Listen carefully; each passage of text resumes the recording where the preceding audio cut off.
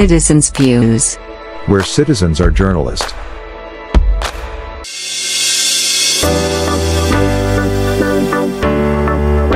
বিসমিল্লাহির রহমানির রহিম। সুপ্রিয় দর্শক মণ্ডলী, নাগরিক সংলাপ অনুষ্ঠানে আপনাদেরকে স্বাগত জানাচ্ছি। আজকে নাগরিক সংলাপ অনুষ্ঠানে আমরা গত এই এক বছরের উপরে চলমান ঘটনাবলী, বাংলাদেশ সরকার, ডক্টর ইউনূস সরকার এবং সংস্কার, বিভিন্ন বিষয় নিয়ে যে শেষ যে দৃশ্যটি আমরা দেখতে চেয়েছিলাম, সেই দৃশ্যটি গতকালকেই মঞ্চস্থ হয়ে গেছে বাংলাদেশ জাতীয় সংসদের দক্ষিণ প্লাজায়। এই জাতীয় সনদ স্বাক্ষর এবং অন্যান্য রাজনৈতিক চলমান বিষয় নিয়ে আজকে আলোচনা করব। আজকের আলোচনার বিষয় জুলাই সনদে স্বাক্ষর ঐক্যের প্রতীক নাকি বিভেদের নতুন সূচনা। এই আলোচনা অনুষ্ঠানে আমাদের সঙ্গে আছেন সিনিয়র সাংবাদিক মোহাম্মদ মাহবুব হোসেন, প্যারিস থেকে জয়েন করেছেন। মাহবুব ভাই, আপনাকে স্বাগত জানাচ্ছি আমাদের এই আলোচনায়। ধন্যবাদ ভাই, আপনাকে অভিনন্দন, শুভেচ্ছা এবং অনুষ্ঠান যারা দেখছেন দেশ বিদেশে সকলের প্রতি শুভেচ্ছা জানাচ্ছি। আসসালামু আলাইকুম রহমতুল্লাহ।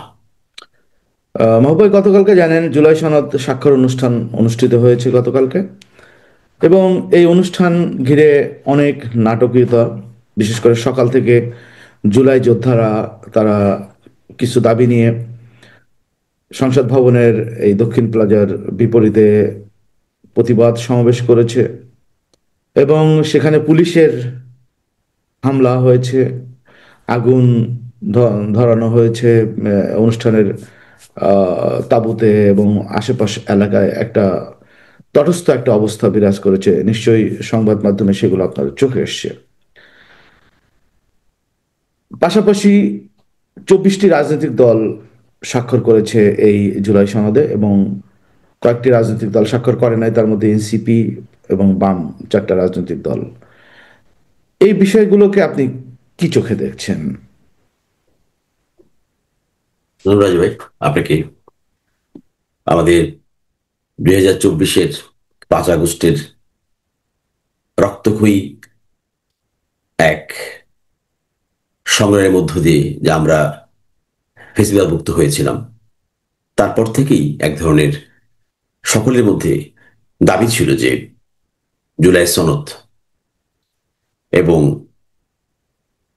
অথবা জুলাই ঘোষণা, যেটা পরবর্তী পর্যায়ে সনদ হিসেবে আমরা আখ্যায়িত করেছি, এবং সর্বশেষ গতকাল বাংলাদেশ জাতীয় সংসদের দক্ষিণ প্লাজায় অন্তর্বর্তী সরকারের প্রধান উপদেষ্টা ডক্টর ইউনূসের উপস্থিতিতে বাংলাদেশের প্রায় 24টি রাজনৈতিক দল অংশগ্রহণ করেছে এবং এই সনদকে বাংলাদেশের রাজনৈতিক দলগুলো বলেছেন যে এটা একটা ঐতিহাসিক মুহূর্ত। পাশাপাশি ইউরোপিয়ান ইউনিয়নের রাষ্ট্রদূত মাইকেল মিলার তিনিও বলেছেন, যে তিনি সেখানে উপস্থিত ছিলেন, তিনি বলেছেন যে এটা একটা মাইল ফলক বাংলাদেশের আগামী রাজনীতির জন্য। রাজা ভাই, আমিও মনে করি যে এই জুলাই সনদ অবশ্যই আমাদের বিপ্লবের একটা ঐতিহাসিক সোপান হওয়া দরকার ছিল, কিন্তু সেটা হলো কিনা সে বিষয়ে আমাদের কথা বলা দরকার। আপনি দেখেছেন যে অনুষ্ঠানের আগেই আহত, পঙ্গু, হাত নেই, পা নেই, এক চোখ নেই, নানাভাবে যারা জুলাই আন্দোলনে অংশগ্রহণ করেছেন এবং তারা আহত হয়েছেন, তারা সংসদ ভবনের দেয়াল টপকিয়ে মূল জায়গা তারা দখল করে নেয় এবং সেখান থেকে পুলিশ তাদেরকে জোরপূর্বক, বল প্রয়োগ বলবো আমি, সেখান থেকে তাদেরকে বের করে দেয় এবং এক পর্যায়ে তারা শেরেবাংলা নগরের সামনে অবস্থান নেওয়ায় সেখানে পুলিশ তাদের উপর লাঠিচার্জ করে। আপনি দেখেছেন যে 24-এর এই বিপ্লবে যারা অংশগ্রহণ করতে, আমাদের একটা ছেলে, তার একটা হাত ছিল না এবং সেখানে তার একটা প্লাস্টিকের হাত লাগানো হয়েছিল, কৃত্রিম হাত লাগানো হয়েছিল। আমরা দেখলাম সেই ছেলেটা রাস্তায় পড়ে আছে এবং সে চিৎকার করে কাঁদছে। পুলিশ তার উপর দিয়ে চলে যাচ্ছে এবং তার সে লাগানো হাতটা এক জায়গায় ছিটকে পড়েছে। রাজু ভাই দেখেন, গোটা পৃথিবীর আপনি যদি একটু চর্চা করেন যে বিপ্লব কোথায় কোথায় হয়েছে, পৃথিবীর প্রথম বিপ্লব হয়েছে মক্কায়। মক্কা বিজয়ের মধ্য দিয়ে কিন্তু এটা ছিল first revolution of the world এবং রক্তপাতহীন একটা বিপ্লব। এরপরে হয়েছে ফরাসি বিপ্লব, তারপরে হয়েছে মৌসুমী বিপ্লব, তারপর হচ্ছে ইরানের বিপ্লব। এর মধ্যে আপনি কিউবাকে বলতে পারেন, সেখানে এক ধরনের ফিদেল ক্যাস্টের মাধ্যমে একটা বিপ্লব সেখানে হয়েছে। এবং সর্বশেষ আপনার 75-এ 15 আগস্ট একটা বিপ্লব হয়েছে বাংলাদেশে। এবং তার পরবর্তী পর্যায়ে 24-এর এটাকে আমরা মানে এটাকে নিয়ে এক ধরনের ষড়যন্ত্র হয়েছে, বিপ্লব বলবো না, গণ অভ্যুত্থান বলবো। এটা নিঃসন্দেহে আমরা বলবো বিপ্লব, এটা বিপ্লব। বিপ্লব, বিপ্লবের পরে সেখানে কোনো আর পক্ষ থাকে না, একটাই পক্ষ, এবং সেই পক্ষ জাতির প্রশ্নে কাজ করবে, সেখানে কোনো বাধা আসবে না এবং আসে নাই। যদিও ফ্রান্স বিপ্লবে ওরা আবার ফিরে এসেছিল, কিন্তু পরিশেষে কিন্তু আপনি দেখেন যে এখন এখানে যেই মানে ফ্রান্স যেটা ধারণ করে সেটা কিন্তু মূল বিপ্লবের ধারাবাহিক অংশই তারা ধারণ করে এখানে, এই যে এখানে যে পঞ্চম বিপ্লবটা এখন চলছে। কিন্তু বাংলাদেশে কি হলো, বাংলাদেশে যারা বিপ্লব করলো তারা আবার রাস্তায় নেমে আসলো। এটা খুব দুর্ভাগ্যজনক। এর কারণ হচ্ছে যে আমরা আমাদের মধ্যে শুরুতেই আমাদের মধ্যে একটা অনৈক্য ছিল, রাজনৈতিক অনৈক্য, কারণ যে যার মতো বক্তব্য দেওয়া শুরু করেছে। এখন যারা বিপ্লব করেছে তাদের সঙ্গে তারা দ্বিমত পোষণ করেছে এবং এটাকে নানাভাবে আখ্যায়িত করার চেষ্টা করেছে। রাজা ভাই, জুলাই সনদের এই দিন এই যে হামলা হলো, এই হামলা ইতিহাসের পাতায় লেখা থাকবে এইভাবে, যেটা জঘন্য অধ্যায় মানে বর্তমান গভর্নমেন্ট এটা করেছে। এবং এটা আমি বলবো যে এটা বিপ্লবের গায়ে এক ধরনের মানে চপেটাঘাত তারা দিয়েছে। এবং আমি পার্সোনালি এই ঘটনার জন্য তীব্র নিন্দা জানাচ্ছি এবং ঘৃণা প্রকাশ করছি যে বিপ্লব অংশগ্রহণকারী আহতদের উপর এই হামলা কোনোভাবেই মেনে নেওয়া সম্ভব নয়। রাজা, এবার আসেন যে সনদটা কি হয়েছে। এই সনদ আপনার সনদে স্বাক্ষর করেছেন 24টি দল, কিন্তু আপনি দেখছেন যে গত প্রায় কয়েক মাস ধরে ঐক্যমত কমিশনে প্রত্যেকটা রাজনৈতিক দল অংশগ্রহণ করেছে, বক্তব্য রেখেছে, কথা বলেছে, কিন্তু সর্বশেষ যে টেক্সটটা আসলো সেই টেক্সটটা আবার দেখেন মানে সনদের স্বাক্ষরের দিনই আবার সংশোধন করতে হচ্ছে। তার মানে কেমন টেক্সট আমরা করলাম, এতদিন কথা বলে এতদিন আলোচনা করে এমন এক টেক্সট করলাম যেটা আবার আপনার দাবির মুখে মানে স্বাক্ষর করার মুহূর্তেও লিখতে হয়। তার মানে এটা কোনো মানে পূর্ণাঙ্গ এবং সার্থক সনদ হিসেবে আমরা মনে করি। এখানে এনসিপি এনসিপি কিন্তু একটা মানে চরম অভিযোগ উঠিয়ে গতকালকের অনুষ্ঠানে আসে নাই, অর্থাৎ জাতীয় নাগরিক পার্টি যারা জি জি এই এর মূল ভূমিকায় ছিল, এটা অস্বীকার করার কোনো জায়গা নাই। জি জি সো এনসিপি যে সন্দেহটা প্রকাশ করেছিল সেটা হলো যে, যেটা জুলাই ঘোষণাপত্র কিছুদিন আগে যেটা হলো, সেই ঘোষণাপত্র কিন্তু তাদেরকে দেখানো হয় নাই কিংবা প্রকাশ করা হয় নাই। এটা এই ঘোষণাপত্র তারা মনে করছে যে একটি নির্দিষ্ট দলের দাবির মুখে কিংবা একটা নির্দিষ্ট দলের প্রেসক্রিপশন। গতকালকেও ঠিক তাদের একই কথাই ছিল যে জুলাই ঘোষণাপত্র প্রথমে জাতির সামনে প্রকাশ করতে হবে, যেটা ফাইনাল, এবং সেটার আইনগত ভিত্তি দিতে হবে প্রথমেই, অর্থাৎ এটা একটা ডিক্লার আসতে হবে। হ্যাঁ, যে রাষ্ট্রপতি অথবা এতে কি ডিক্লারটা দিবে, সেই যে আইনগত ভিত্তি সেটা প্রকাশ করতে হবে আগে, তারপরে তারা হচ্ছে অনুষ্ঠানে আসবে। এখানে দুইটার কারণে তারা আসে নাই। মানে অর্থাৎ জুলাই সনদ তারপরে কি, এটা আইনগত ভিত্তি কি হবে সেটা কিন্তু এখনো পর্যন্ত অপরিষ্কার।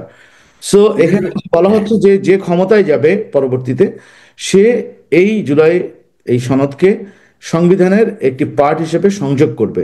যদি না করে তার কি কোনো বাধ্যবাধকতা আছে? কারণ এখানে আমার ব্যক্তিগত অভিমত আমি আপনাকে একটু বলি, সেটা হলো বিএনপিকে বিশ্বাস করার কোনো জায়গা নাই। কারণ বিএনপি অনেক সুযোগ পেয়েছে এই জাতিকে ঐক্যবদ্ধ করার, এই জাতিকে অনেক কিছু দেওয়ার, কিন্তু বিএনপি সেই সুযোগ কিন্তু কাজে লাগে নাই। 90-এর গণ অভ্যুত্থানের পরে জনগণ বিএনপিকে ভোট দিয়ে জয়যুক্ত করেছিল শুধুমাত্র সংস্কারের জন্য, তারা কিন্তু সংস্কার করে নাই। এমনকি তখন যে তত্ত্বাবধায়ক সরকার যে ব্যবস্থাটা প্রবর্তন, সেটাও কিন্তু করে না। একটা দাবির মুখে, আওয়ামী লীগের আন্দোলনের মুখে, জামাত আওয়ামী লীগের আন্দোলনের মুখে, তারপরে আবার তত্ত্বাবধায়ক সরকার গঠন করে তার অধীনে নির্বাচন হয়। 2007-এ এসে ঠিক একই ঘটনার প্রবৃদ্ধি হয়। বিএনপির কারণেই এই 2007-এ এই ফখরুদ্দিন মঈনুদ্দিনের সরকার আসে এবং পরবর্তীতে আওয়ামী লীগ তাদেরকে আওয়ামী লীগকে ক্ষমতায় আনার ব্যবস্থা করে। বিএনপির ভুলের কারণেই কিন্তু, সেই ভুলটা আপনিও জানেন আমিও জানি, সেই এই যে বিচারপতির যে বয়স বাড়িয়ে দিয়ে তাকে তত্ত্বাবধায়ক সরকারের প্রধান করার যে পরিকল্পনা যেটা ছিল, এটা কিন্তু সব মানে একদম খালি চোখে যে কেউ বলবে যে এটা একটা প্রতারণামূলক কাজ ছিল বিএনপির। সো পরবর্তীতে এই জুলাই সনদ যে বিএনপি বাস্তবায়ন করবে তার কোনো গ্যারান্টি কিন্তু নাই। এবং আপনি দেখেন এখানে নোট অফ ডিসেন্ট করা আছে, নোট অফ ডিসেন্টের ব্যাপারে পরবর্তীতে কি হবে। এবং আপনার যে গণভোটের কথা বলা হচ্ছে, গণভোট হওয়ার পরে গণভোটের সিদ্ধান্ত তো অনেক সময় পরিবর্তন করা যায়, সেইখানে বিষয়গুলো ক্লিয়ার কিন্তু কোনো আইনে এতদিন ধরে তারা আলোচনা করলো, সেই ব্যাপারে কিন্তু কোনো পরিষ্কার কোনো কিছু আসে নাই। আমি এই বিষয়টা নিয়ে আপনার মতামত জানতে চাচ্ছি। আমি যে বলছিলাম যে আপনার সনদের বিষয়ে আপনি কিছু কথা বলে ফেলেছেন, যে সনদের মধ্যে আপনার এনসিপি কেন গেল না। এনসিপি তিনটি কথা উল্লেখ করছে। একটা কথা বলছে যে বাস্তবায়নের টেক্সট তারা পায়নি এবং গণভোটটা কিভাবে হবে। কারণ বিএনপি বলছে যে আপনার শুধু গণভোটটা হবে, যে এটা আমরা করব কিনা সে বিষয়ে।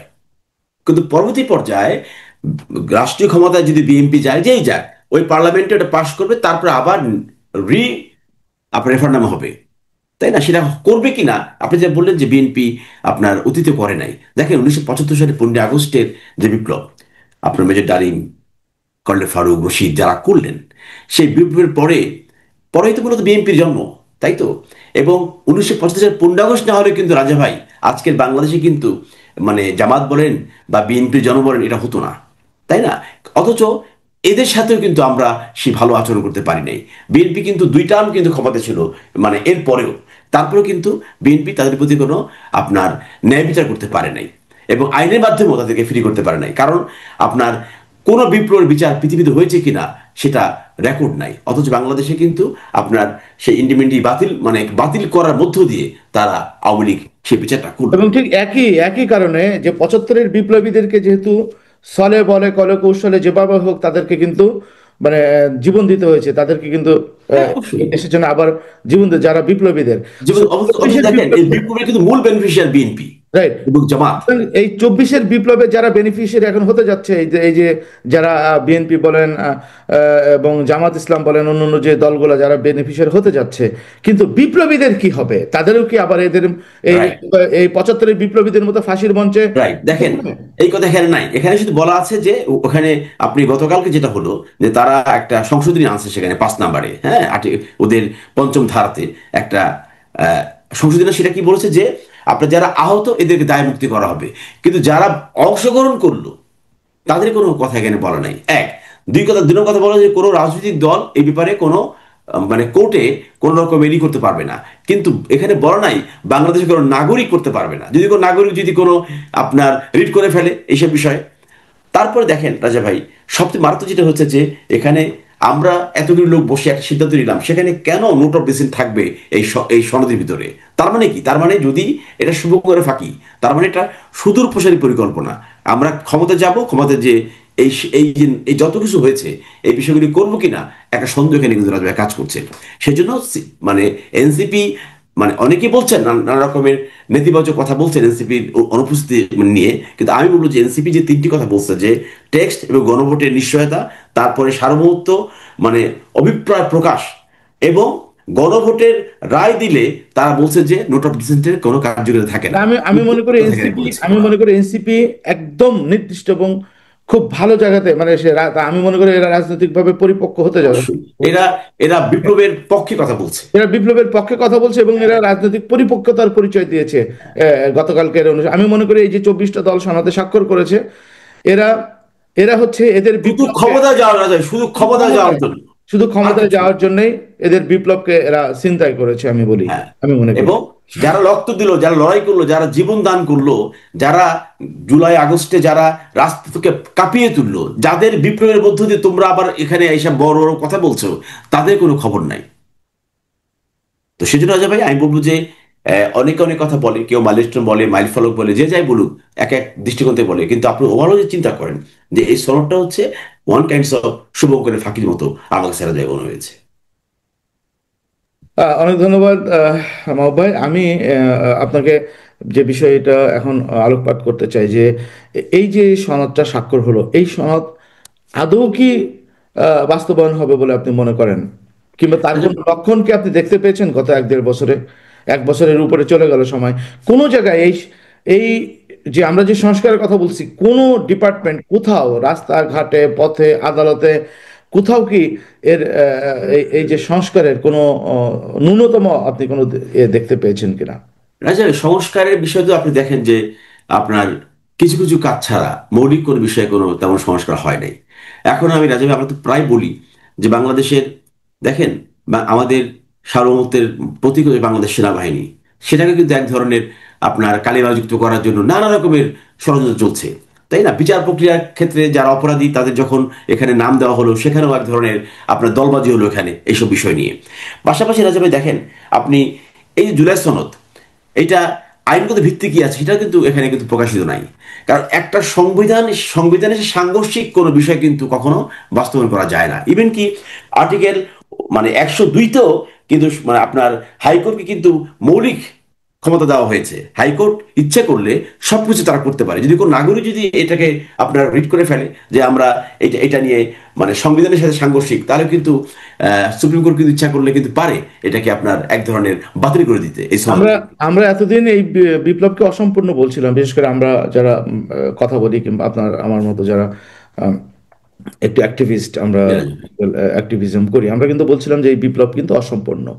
অবশ্যই আনফিনিশড রেভলিউশন এটা। হ্যাঁ, তো এই এই অসম্পূর্ণ বিপ্লব কি এখন অসম্পূর্ণ ঐক্যে পরিণত হলো, জাতীয় ঐক্যে? চলমান বিপ্লবটাকে আপনার একদম আপনার প্রশ্নবিদ্ধ করার জন্য একটা অনৈক্যের, আমি বলবো যে এই সনদ একটা আমাদের মধ্যে একটা রাজনৈতিক অনৈক্য সৃষ্টির একটা সূত্রপাত হলো কি না রাজা ভাই, সেটা আমার মনে ভেবে হয় যে দেখার। ভেবে দেখার সময় হয়েছে রাজা ভাই। কারণ এটা এটা মানে বলবো না যে আপনি যে বললেন যে সবাই তার সেভ এক্সিট চাচ্ছে। আরে ভাই, তোমাদেরকে যারা বসালো, এই ডক্টর ইউনূসকে যারা বসালো, যে ছেলেরা বসালো, তারা সেখানে অনুপস্থিত, তাহলে বুঝতে হবে আসলে ব্যাপারটা কি দাঁড়িয়েছে এখানে রাজা ভাই। এখন কি এই জুলাই বিপ্লবীদের এই ডক্টর ইউনূস সরকারের উপরে কি অনাস্থা বলে মনে করেন কিনা এই এই এই অনুপস্থিতি? অবশ্যই রাজা ভাই, কারণ যেহেতু ডক্টর মোহাম্মদ ইউনূস মানে শোনেন, আপনাকে আপনাকে যারা এক জায়গায় প্রতিষ্ঠিত করলো, আপনি যখন তাদেরকে মাইনাস করে যখন কিছু করবেন, তখন স্বাভাবিকভাবে কিন্তু ওইটা প্রমাণিত হয়ে যায় যে আলটিমেটলি যে আপনি তার তার তার- তার সঙ্গে আর নেই।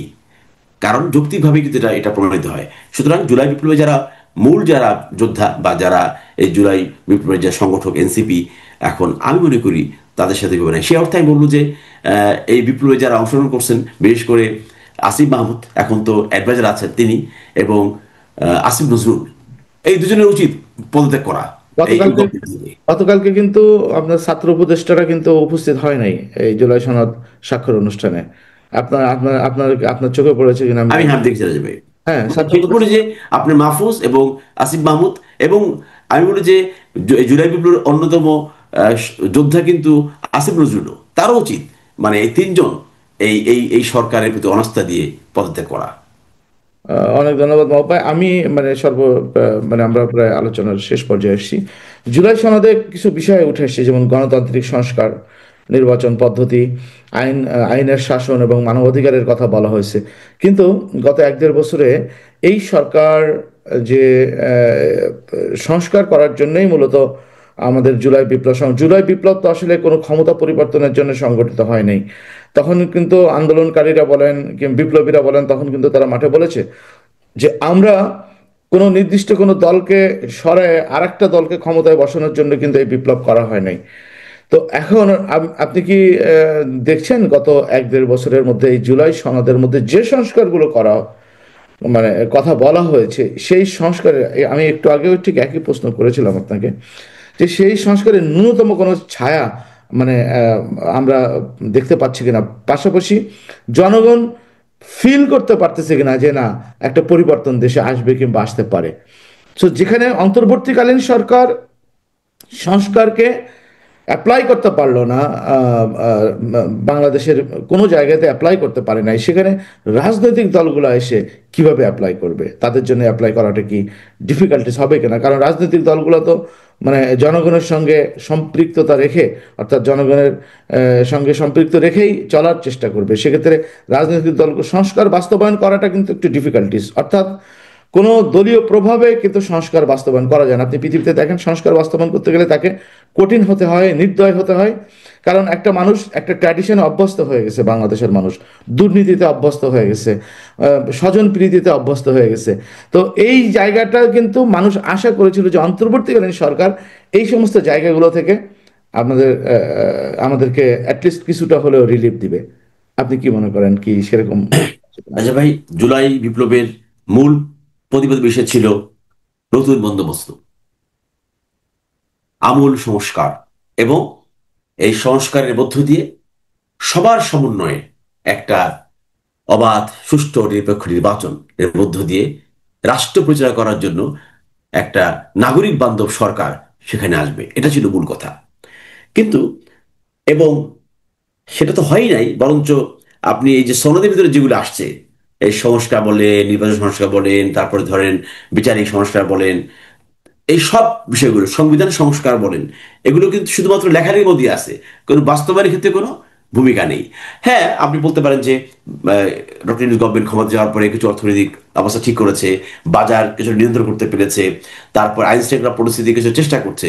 কিন্তু দেখেন রাজা ভাই, যেসব দলগুলো ক্ষমতা যে এই জনবান্ধব হিসেবে কাজ করবে, তাদের অনেকেই তো এখন তাদের কর্মীরা মাঠ ঘাটে কি করছে রাজা ভাই, এগুলো তো বলার অপেক্ষা রাখে না।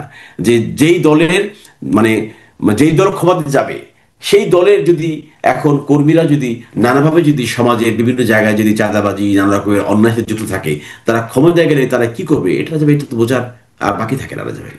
সুতরাং আমি রাজা ভাই, আমি পার্সোনালি এই আহ, খুব আশাহত আর কি। আমি ভালো কিছু দেখছি রাজা ভাই, দেখছি না রাজা ভাই। আমার মনে হয় যে আমরা একটা ভয়ানক পরিস্থিতি মোকাবেলার জন্য হয়তো বা আস্তে আস্তে সামনের দিকে এগিয়ে যাচ্ছে না যাবে। আহ, ধন্যবাদ মাহবুব। আপনি যেভাবে বলছেন, এই সনদ বাস্তবায়নের আসলে বড় বাধা কি বলে মনে করেন ভবিষ্যতে? এই সময় মূল বাধা হচ্ছে মানে অনৈক্য, আর কিছু না, রাজনৈতিক অনৈক্য, এবং রাজনৈতিক অবিশ্বাস। অবিশ্বাস। ওই একই তো, অনৈক্য হলে তো অবিশ্বাসটা এখানে না, মানে প্রকাশ দেখা দেখেন যায়। সিম্পল একটা বিষয় সিম্পল। আমি বলি। তো রাজনৈতিক ঐক্য যদি না থাকে, এবং অ্যাটলিস্ট দেশপ্রেম, মানে প্রগাঢ় দেশপ্রেম যদি আমাদের মধ্যে জাগ্রত না হয়, তাহলে এই আমরা যা কিছু দেখি না কেন, ঠিক আছে, ওই যে কাজীর মানে কাজীর গরু কেবল আপনার কাগজে কলমই থাকবে, কিন্তু বাস্তবে কিন্তু আমরা দেখি না। আমি আমি আপনাকে সিম্পলি বলি যে রাজনৈতিক ঐক্য বাংলাদেশে আমার মনে হয় না কখনো আসবে বলে মনে হয়। আপনি দেখেন 2001 সালে যে চার দলীয় ঐক্য জোট যে ক্ষমতা আসলো, হ্যাঁ, আপনার বিশেষ করে বিএনপি এবং জামাতের এই গত 17 বছর কিন্তু আমরা একটা নামই শুনছি, বিএনপি জামাত, জামাত বিএনপি। হ্যাঁ, শেখ হাসিনার মুখে কিন্তু এইভাবে নামগুলো শুনছি, আওয়ামী লীগারদের মুখে। আপনার বিপ্লবের পরপরই কি হলো, দুইটা দল দুই দিকে ছিটকে গেল। হ্যাঁ, এবং এখন পর্যন্ত মাঠে ঘাটে প্রত্যেকটা জায়গায় দুইটা দল কিন্তু মুখোমুখি, শুধু মুখোমুখি না, বিষোদগার। একজন আরেকজনকে মানে পারলে মনে করেন দেশ থেকে উৎখাত করে বিদেশে পাঠিয়ে দেয়। তো এইভাবে যদি একটি বড় রাজনৈতিক দলগুলোর মধ্যে অনৈক্য থাকে, আমি মনে করি এই যে সনদে সবাই স্বাক্ষর করলো, এর আপনি যে কথাটা প্রথমে বলেছিলেন যেটা একটা শুভঙ্করের ফাঁকি। সো এই সনদটা ছিল তো একটা রাজনৈতিক ঐক্য, তাই না? তো আমরা যখন চা খাচ্ছি, কফি খাচ্ছি, তখন আমরা ঐক্য দেখাচ্ছি কিংবা প্রকাশ করছি। আবার যখন ময়দানে যাচ্ছি, মানুষের কাছে যাচ্ছি, জনতার কাছে যাচ্ছি, তখন কিন্তু আমরা আবার বিভেদ সৃষ্টি করছি, তৈরি করছি। তো এই সনদ বাস্তবায়ন মানে কতটা হবে বলে আপনি মনে করেন? আপনি দেখেন মানে জামাতের আইনজীবী শিশির মনির, উনি কিন্তু স্বাক্ষরের পরপরই কিন্তু ওখানে একটা প্রেস ব্রিফিং এ বলছেন যে এটা দ্রুত বাস্তবায়নের জন্য অ্যাটলিস্ট কার্যকরী ভূমিকা রাখতে হবে। কিন্তু আপনি কতটুকু হবে সেটা তো আমরা দেখছি রাজা ভাই। 2001 সালে রাজা ভাই যখন চার দলীয় জোট ক্ষমতা আসলো, যারা এই চার দলীয় জোট সৃষ্টি করার জন্য ভূমিকা রাখলো, বরুণ আনোয়ার জাহিদ, সে কিন্তু ছিটকে পড়লো, তাই না? এটা তো আমাদের দল থেকে দেখেন, বের করে দিল, এটা তো আমাদের চোখের সামনেই। দল হ্যাঁ, থেকে বের করে দিল। অবশ্যই তার মানে আনন্দ। যারা যারা ভূমিকা রাখে তারা কিন্তু আলটিমেটলি এই আপনার ভোগ করতে পারে না। এটা হচ্ছে বাংলাদেশের কালচার, বাংলাদেশের এবং মানে চলমান প্রক্রিয়া। 96-এ যখন আওয়ামী লীগ ক্ষমতা আসলো, আওয়ামী লীগ ক্ষমতা আসার পরে পরবর্তীতেই কিন্তু এই ভূমিকাগুলো নিয়ে আপনি আপনি আমি আমরা সবাই জানি এই চার দলীয় জোট করার পিছনে আনোয়ার জাহিদ ভাই যেভাবে দৌড়ঝাঁপ শুধু না, মানে যেভাবে প্রভাব বিস্তার করে এক জায়গায় বসানো বসানো হয়েছে। কারণ হচ্ছে বিএনপির বিরুদ্ধে আন্দোলন করেই হচ্ছে আওয়ামী লীগ ক্ষমতায় আসে এবং জামাত এবং আওয়ামী লীগ একসঙ্গে আন্দোলন করে। অথচ 91 সালে জামাতের সাপোর্ট নিয়ে বিএনপি ক্ষমতায় আসে। পরবর্তীতে আবার সিটকে যায়, আবার হচ্ছে আওয়ামী লীগ হচ্ছে আওয়ামী লীগ আবার জামাতের সাপোর্ট নিয়ে আবার ক্ষমতায় আসে। আবার পরবর্তীতে এই যে রাজনৈতিক দ্বিধা বিভক্ত অনৈক্য, তার এই তারপরে 2001 সালে শুধুমাত্র আনোয়ার জাহিদ সাহেবের এই মহাপরিকল্পনার আওতায় শুধুমাত্র বিএনপি ক্ষমতা আসতে পারছিল এবং চার দলীয় জোট ক্ষমতা আসতে পারছিল। পরবর্তীতে আনোয়ার জাহিদ ভাইকে টোটালি ধারে পাশে রাখা হয় নাই, টোটালি কোনো জায়গাতে রাখা হয় নাই। এবং এখনো পর্যন্ত আনোয়ার জাহিদ নামে যে একজন ছিল, সেটাও এখনো পর্যন্ত বিএনপি হ্যাঁ, জামাত কেউই আমার মনে হয় না তাকে স্মরণ করে। না স্মরণ করে না। আমরা হয়তো কয়েকজন করি যারা তাকে ভালোবাসি, আমরা করি, কিন্তু অথচ জাহিদ ভাই কিন্তু বেগম খালেদা জিয়ার তত্ত্বাবধায়ক ছিলেন। হ্যাঁ, অবশ্যই। হ্যাঁ, এবং তাকে কিন্তু আমরা মনে করি না, কারণ দল থেকে তাকে বহিষ্কার করলো। যে অপরাধ করলো, মানে যে অপরাধ করলো তার কিন্তু সাজা হয় নাই। আর যিনি মানে যৌক্তিকভাবে এটাকে পক্ষে ছিলেন তার সাজা হয়ে গেল। যাই করা যাবে, এটা হচ্ছে মূল কথা। তবে আমরা মানে দেখতে চাই, আমি এখনো মনে করি যে এই 24-এর এই বিপ্লবের একটা সফল আমরা দেখতে চাই। যদি এখন সময় আসছে দলগুলোর মধ্যে যদি এক ধরনের ঐক্য, দেখেন 24 দল গেছে, 24 দল এখানে যারা ছিলেন, ভূমিকা কয়টা দলের আছে, তাই না? মূল দল তো কয়েকটা দল হাতে এখন তো দুইটা দল বলা, জামাত বিএনপি, আর থার্ড হচ্ছে ইসলামী দলগুলোর সমন্বয়ে, তাই তো? সুতরাং আমি মনে করি যে জামাত ইসলামের উচিত দায়িত্বশীল ভূমিকা পালন করা, বিএনপির উচিত দায়িত্বশীল ভূমিকা পালন করা। কারণ এনসিপি কে এনে বুঝিয়ে অ্যাটলিস্ট ওরা যে দাবিগুলি করছে সেই দাবিগুলি সংশোধন করে তাদের স্বাক্ষরগুলি নেওয়া, তাহলে কি হবে রাজা ভাই, একটা ইনক্লুসিভ একটা রাজনীতি বাংলাদেশে থাকবে। আর তা নাহলে আমি রাজা মনে করি যে এর মধ্যে কোনো রকম ষড়যন্ত্র আছে কিনা সেটাও খেয়াল রাখা দরকার। কারণ দেশ কিন্তু মানে যতবার দেখি যে চুক্তি হচ্ছে, স্বাক্ষর হচ্ছে, আমরা মানে কথা বলছি, কিন্তু ভিতরে ভিতরে মানে ডিপ স্টেটে কিন্তু রাজা ভাই কঠিন আহ, অবস্থা সেখানে বিরাজমান। পরবর্তীতে আমাদের পরবর্তী সেগমেন্টে আমরা সেনাবাহিনী এবং ডিপ স্টেট নিয়ে কথা আলোচনা করবো ইনশাল্লাহ মাহবুব ভাই। আজকের আলোচনা এখানে শেষ করতে চাচ্ছি। আপনার শেষ বক্তব্য যদি আপনি।